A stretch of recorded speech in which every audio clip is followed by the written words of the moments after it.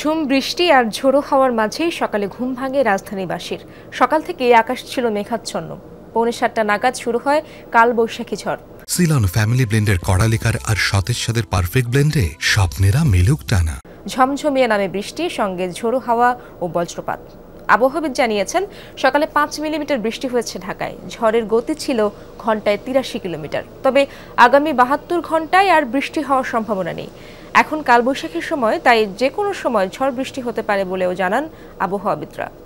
আবহাওয়ার পূর্বাভাসে রংপুর, ময়মনসিংহ ও সিলেট বিভাগের 2-1 জায়গায় অস্থায়ী দমকা বা ঝোড়ো হাওয়া সহ বৃষ্টি বা বজ্রসহ বৃষ্টির কথা বলা হয়েছে। সবারই অফিস থাকে এই টাইমে, তো অফিস তো আর বন্ধ দেওয়া যায় না, বৃষ্টির মধ্যে অফিসে যেতে হয়। বৃষ্টি দেখেই ছাতা নিয়ে প্রিপারেশন নিয়ে বেরিয়েছি। হঠাৎ করে বৃষ্টি হওয়ার জন্য প্রস্তুতি নিতে একটু সমস্যা, বের হইতে একটু সমস্যা, গাড়ি পেতে একটু সমস্যা। 5 মিলিমিটার বৃষ্টি হয়েছে ঢাকাতে।